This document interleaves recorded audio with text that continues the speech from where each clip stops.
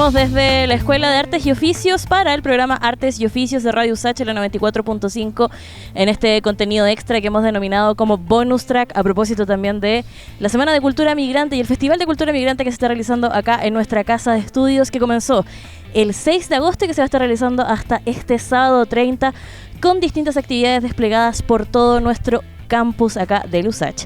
Y el día de hoy, acá desde la Escuela de Artes y Oficios, nos encontramos con Freddy Mamani, arquitecto que va a ser parte de estas actividades. Freddy, muchísimas gracias por estar conversando junto a nosotros. No, pues a ustedes las gracias por invitarme a Radio USACH para poder compartir lo que posiblemente mañana nos estamos haciendo. Bacán. Bueno, Freddy, mañana te toca dar una charla magistral acá en USACH, martes 26 de agosto a las 11 de la mañana. Quería preguntarte en esa primera instancia un poco cómo han sido estos primeros días de vuelta acá en Chile, porque estábamos conversando en off que viniste hace algunos tiempos atrás y ahora volviste acá a nuestro país. ¿Cómo han sido estos primeros días y estas primeras horas acá en nuestro país?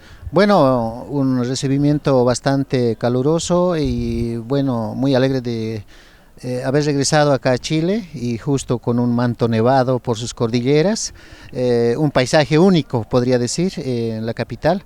Y bueno, muy contento, he visto los primeros días excelente, hemos tenido varias actividades y yo creo mucha gente está ansioso de vernos y poder también de mi lado compartir lo que estamos haciendo allá en Bolivia.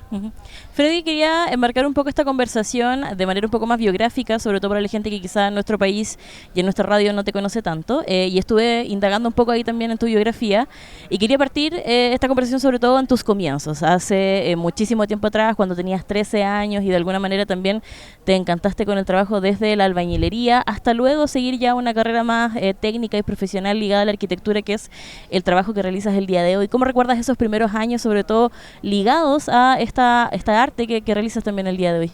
Bueno, sí, tengo un recorrido muy amplio, digamos, desde niño, desde que del campo he emigrado a la ciudad, también he visto crecer a mi ciudad. Bueno, han pasado ya casi 20 años de mi experiencia arquitectónica, pero otros 10 años más atrás, recordando eso, hay veces me vienen nostalgias, todo eso, ¿no? Yeah. Como a todo niño, como ha pasado migrando del campo a la ciudad, he estudiado en un colegio nocturno en el colegio y luego he estudiado en una universidad pública y luego de salir de la universidad pública, pues yo he podido emprender con esta nueva tendencia arquitectónica, ¿no? Tratando de recuperar mis raíces y pues tratando de reivindicarnos cultural, socialmente se podría decir, a través de la arquitectura, recuperando elementos muy importantes que tenemos del pasado y pues eso, plasmar en el área urbano, fusionando elementos ancestrales y dando una identidad arquitectónica a una ciudad. Quería preguntarte igual por esos inicios, sobre todo como en tu trabajo de más pequeño, por si existieron también estímulos, no sé, por ejemplo, en tu caso o en tu familia, que de alguna manera te llevaron un poco a este trabajo estético tan grande que has realizado. Bueno, sí, de niño, a ver, recuerdo cuando he emigrado del campo a la ciudad, ya tenía una necesidad como hijo mayor de 6 hermanos, yo soy el mayor, entonces había una necesidad más que todo económico, que donde mis padres no me han podido solventar económicamente, entonces yo tenía que buscarme una forma de vivir, de superarme, todo eso. Entonces eso me ha llevado a que yo vaya trabajando en la construcción como ayudante, como operario de albañil. Y bueno, yo estudiaba por la noche y he entrado a la universidad. Después de salir de la universidad, yo vi en la universidad un pequeño vacío, cosa que cumpla las necesidades de la sociedad, de esa gran necesidad podría decir en este caso, donde esta sociedad muy joven, urbano, de lo rural a lo urbano, que no se sentía identificado con una tendencia arquitectónica, no se sentía cómodo, yo podría decir. Entonces ahí innovamos todo esto, llenamos ese pequeño vacío de la universidad primero y segundo, cumplimos las grandes satisfacciones que tenía esa sociedad. Hemos llenado ese vacío, yo creo, y ahora en la ciudad del Alto esa sociedad se identifica a través de esta arquitectura donde supuestamente, entre comillas, dicen que han aparecido nuevos ricos, pero mentira, siempre ha habido ricos de esta cultura, ricos aymaras, quechuas, etcétera, pero no tenían una identidad arquitectónica, y gracias a esto, a lo que he recuperado esas líneas y trazos geométricos de lo que es Tiahuanaco, y también esa policromía de colores, donde esa fusión de elementos y elementos orgánicos de toda la región hace de que se identifique esta sociedad. Entonces ahora donde uno viaja a la ciudad del Alto, ya se identifica con esta arquitectura, y pues yo creo esta arquitectura además ha sido, digamos, un potencial innovación, digamos, para lo que es el turismo, y también yo creo que es un aporte para la academia. Ahí también en términos de la manera en que ha impactado este estilo arquitectónico, sobre todo por ejemplo en Europa, que yo leía también hartos artículos en donde se habla un poco de que se ha tratado también de imitar, sobre todo en términos de las formas, los colores. Siento que de alguna forma también hay cierto estilo como de apropiación en lo que han hecho también en otras ciudades de Europa. Bueno, más que todo ha habido imitación, digamos, o sea, una copia en la funcionalidad. Por ejemplo, en Europa los techos generalmente se acaba con techos y unos ventanales encima del techo. Entonces ya ellos están aprovechando, teniendo una terraza, digamos, y ahí encima construyendo un chalet donde ya tiene como una especie de patio, o sea, ya es más funcional, digamos, ¿no? Entonces yo creo esos elementos han aportado en la parte constructiva incluso de otros países. Bacán. Freddy, quería también preguntarte sobre todo por este vacío que ustedes identifican y porque finalmente también tú decidiste desarrollar sobre todo como edificios o casas que tuvieran este tipo de identidad, más que por ejemplo como otro tipo de fuentes arquitectónicas, no sé, pienso como en puentes, etcétera, etcétera. ¿Por qué también darle una importancia y un valor identitario a una casa? Como, ¿por qué también centrarse en ese tipo de edificación? Bueno, sí, yo creo las oportunidades a veces se cierran para uno, ¿no? Así más claro, porque desde lo privado hemos tratado de impulsar a dar identidad a una ciudad, tratar de transformar, darle vida y color, todo esto, en una ciudad gris. Pero ya trabajando con obras públicas, uno añora trabajar, sueña con tener obras públicas, pero a veces estamos limitados, ¿no? Y yo creo a un futuro posiblemente se haga. Pero sí tenemos espíritu de poder trabajar, hacer obras emblemáticas en el municipio, obras públicas donde resalten más a la ciudad, ¿no? Den más identidad con fuerza. ¿Y ahí qué tan importantes son las políticas públicas, por ejemplo, que se han llevado en Bolivia en términos de respetar, por ejemplo, como la construcción de diversidades que existen dentro de una ciudad y no mantenerla como en un monocromo? Que pienso que, por ejemplo, acá en Santiago, o en particular como en Estación Central, yo creo que quizá te diste cuenta como en este pequeño viaje que has realizado, de la cantidad de edificación nueva que hay, sobre todo muy alta, versus algunos como lugares patrimoniales que todavía existen, como por ejemplo la Escuela de Artes y Oficios. No sé si funcionará allá de la misma forma. Sí, existe una arquitectura ya como declarado como patrimonio, más, pero son una arquitectura colonial, digamos. Y más que eso, existen obras más minimalistas, se podría decir, que en todas las ciudades o en cualquier ciudad de diferentes países lo encuentras, como acá en Santiago, en Buenos Aires, o en La Paz, en Santa Cruz, o en Nueva York, etcétera, etcétera. Casi lo mismo, ¿no? Pero así una arquitectura diferente y única, solo en el Alto vas a encontrar, ¿no? Pero yo creo que nos falta transformar e identificarnos un poco más de lo que estamos haciendo. ¿Y ahí sientes que los últimos presidentes de Bolivia han tenido como aporte en ese desarrollo de políticas públicas en favor de? En favor de la arquitectura no tanto, pero sí a la arquitectura ha influido bastante la política también, porque ha habido un boom económico en ciertos momentos y eso hemos tratado de aprovechar, y también ha habido más que todo una inclusión desde la parte política frente a la sociedad, digamos, donde se ha incluido estas 36 nacionalidades que tenemos, una pluriculturalidad en Bolivia e incluso en países aledaños, ¿no? Yo creo que eso nos falta revalorizar y en base a eso también transformar y identificarnos con nuestras danzas, con nuestra gastronomía, con nuestra arquitectura, o sea, tenemos una diversidad y una riqueza cultural en Sudamérica, ¿no? Sí, por ejemplo, yo recordaba como propósito de lo que me estás comentando, que en una entrevista tuya hablabas también de la importancia de la entrada del presidente Evo Morales, un poco para también esta revalorización, también esta pluriculturalidad, y cómo eso también ha ido decayendo el último tiempo. ¿Tú sientes que de alguna forma también el ingreso de Evo Morales y este cambio de switch que existe en Bolivia también como que fue un puente más fructífero para desarrollar otras líneas arquitectónicas, otras líneas culturales también, que hablaran más como de la identidad boliviana. Bueno, sí, ha habido esa oportunidad, digamos, cuando en su momento Evo Morales estaba en la presidencia, esa inclusión, incluso tratando de romper esas barreras clasistas, elitistas, todo esto. Sí ha habido una inclusión, incluso las universidades, la academia policial, la academia militar, ya hemos sido incluidos, digamos. Antes de Evo Morales era muy difícil, incluso si uno tenía un apellido originario era muy difícil. Entonces yo creo esas barreras un poco se han enfrentado y han pasado, o nos hemos aceptado algo, digamos, entre regiones, entre culturas, todo esto, pero yo creo sí, en estos últimos años también está empezando a decaer, y yo veo que en todo Latinoamérica está pasando lo mismo, pero yo creo en el tiempo esto se va a ir recuperando, porque la política es así, ¿no? Como sombras y como un vacío, digamos, va y viene, y yo creo estamos en esas épocas. Freddy, quería volver ahora como a la parte más creativa de tu trabajo, porque has comentado también en otras entrevistas y otras conversaciones de la importancia de revalorizar y también como hacer esta reivindicación finalmente de pueblos ancestrales en términos de figuras, colores que se ven plasmadas ahí también en tu trabajo. Quería preguntarte un poco en qué crees para crear, como en términos de pueblos ancestrales, por ejemplo, creencias en general, cómo a partir de lo que tú crees puedes ir creando también. Bueno, sí, esta arquitectura para mí tiene una filosofía ancestral, tiene identidad, tiene raíces y trata de recuperar ese pasado milenario actual, o sea, para la actualidad y la modernidad más que todo, ¿no? Porque nosotros como alteños o como migrantes del campo a la ciudad, nosotros tenemos nuestras raíces, ¿no? Y venimos de esos pueblos rurales a lo urbano. Y eso influye bastante, ¿no? De cómo del campo vivir en un área metropolitana, se podría decir.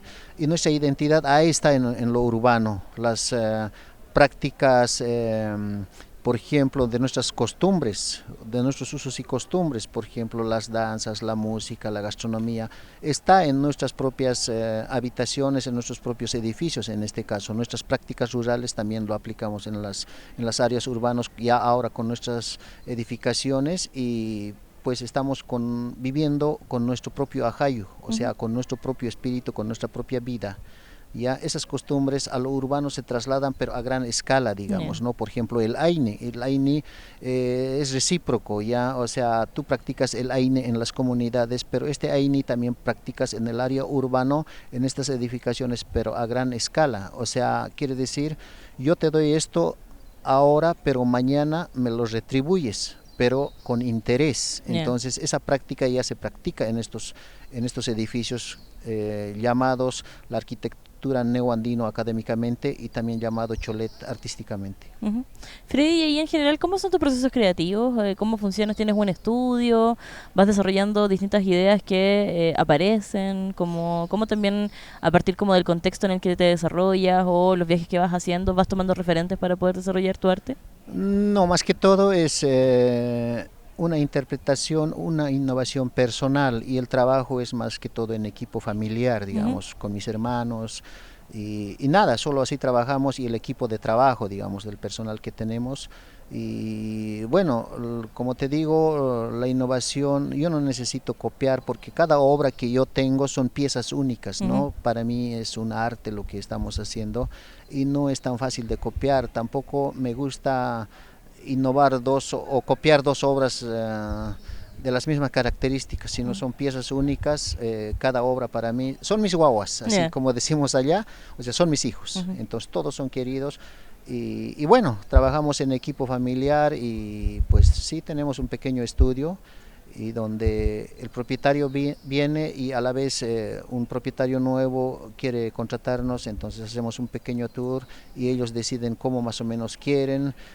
Algunas veces me dicen, mira Freddy, quiero igualito, algo así, pero yo no les acepto, porque tienen que ser únicos, ¿no? Entonces les digo, ya parecido vamos a hacer, pero algo diferente, tiene que ser único. Entonces eso es también los propietarios o sea, les gusta eso y bueno, vamos avanzando con diferentes proyectos de la misma manera y no solo en el Alto hemos trabajado, ahí sí ha nacido la arquitectura neoandino, pero hemos trabajado en diferentes ciudades de Bolivia, capitales de provincia, hemos construido en el Brasil, también estamos en el Perú y bueno, yo creo también vamos a estar en Chile porque varias veces nos han llamado, pero a veces por cuestión de tiempo no hemos podido concretar. Qué bacán. ¿Y te gustaría como tener una creación tuya en cada país de Latinoamérica, por ejemplo? ¿Tienes como ese tipo de ambiciones? Sí, en cada país del mundo donde hay oportunidad no vamos a desaprovechar y bueno, también hemos ido a construir un espacio allá en París, en Francia, también estábamos con exposiciones allá en Australia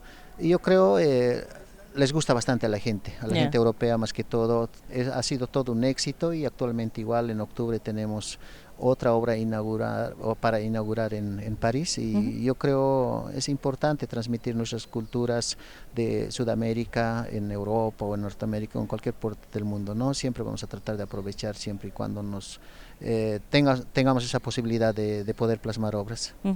Freddy, y pensando sobre todo como en el contexto actual en el que nos estamos moviendo de mucho minimalismo, como mucha higienización también, como de distintas formas estéticas, ¿cuál sientes ahí también un poco que es un poco como esta lucha que están llevando ustedes y esta reivindicación constante también en términos de como la capitalización de lo higiénico, pienso, que también es muy como norteamericano y que llega también a los países de Latinoamérica? Bueno, yo creo eso parte de la academia, ¿no? Para poder cambiar también, ¿no? Porque la academia, nuestros docentes, siempre, todos añoramos superarnos y a veces vamos a las mejores universidades del extranjero y bueno, uno regresa y pues tiene esa doctrina, esa enseñanza y yo creo nos adoctrinan a no romper las reglas que existen en la arquitectura. Entonces eso influye bastante en nuestros pueblos originarios donde pues nos enseñan lo que han aprendido, ¿ya? Y no romper esas reglas, pero yo creo no debería ser así. Primero más bien debíamos estudiar, tener cargas horarias, materias, que se investiguen de lo nuestro primero. Y luego mi objetivo es siempre mostrar al mundo la riqueza cultural que tenemos a través de la arquitectura en este caso y exportar lo nuestro al mundo más bien, no copiar del otro lado.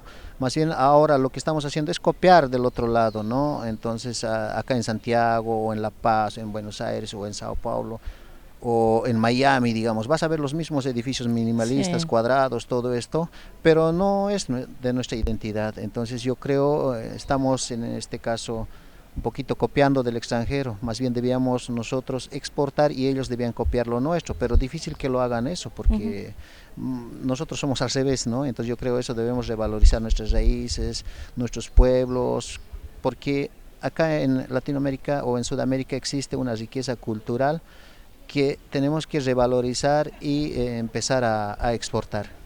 ¿Y por qué sientes que en general en Latinoamérica se desarrolló como este estilo más bien barroco, como con muchos elementos, con hartos colores, que es muy distinto, por ejemplo, como esta higienización bien europea que llegó también en algún momento, norteamericana? Como, ¿por qué crees que también, por ejemplo, yo lo veo, no sé, en las culturas originarias chilenas también que se ve mucho?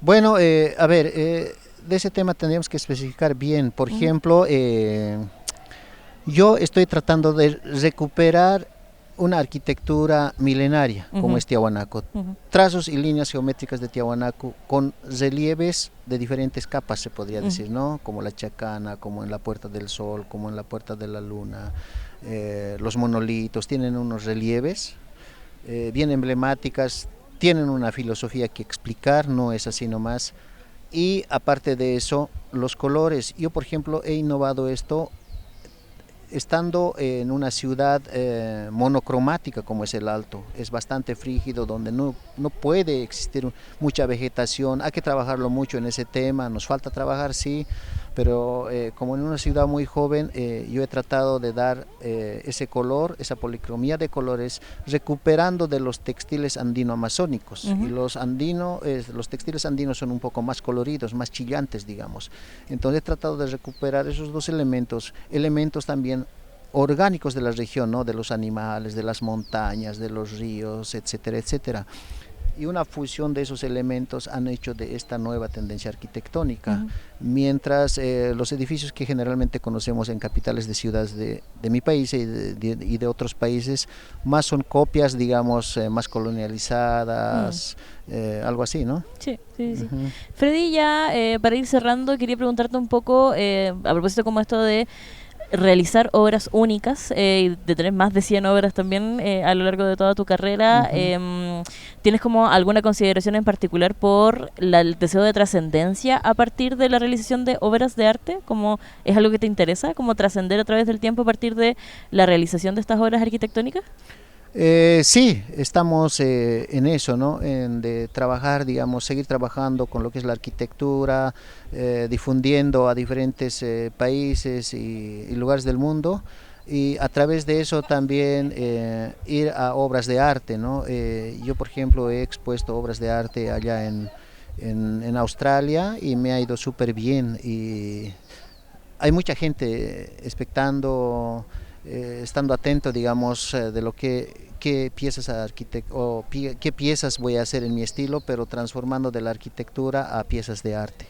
Estoy trabajando también en eso. Qué bacán. Sí. Y Freddy, ¿sientes que tú también haces de tu propia vida una obra de arte? ¿Como tienes alguna consideración respecto como esa también forma de hacer una bajada de todas estas obras y llevarlas a tu vida diaria? No tanto, o sea, no me dedico tanto a mi vida, más bien estoy apasionado en hacer obras reales. A veces no dedico ni a mi salud, digamos. Soy muy apasionado, y lo apasionado creo es también un poco dañino, ¿no? Sí, bueno, pero a ver, vamos a tratar de corregir eso y también dedicarnos un poco a hacer arte con mi vida, digamos. Pero yo estoy sintiendo eso. Ya uno empieza a vivir, empieza a tener los hijos, y los hijos van creciendo y uno se va olvidando, y a veces, como dicen, hay que disfrutar de los niños, ¿no? Eso yo creo me falta, y estoy en eso también. Seguramente equilibrando. Ya va a venir, ya llegará. Sí. Freddy, y ya para cerrar, si te gustaría hacer también una invitación a las personas que nos están escuchando y viendo en Radio Usach para poder desarrollar un poco como estas pasiones, también para poder buscar ahí en nuestras culturas originarias inspiración para poder desarrollar su propio arte.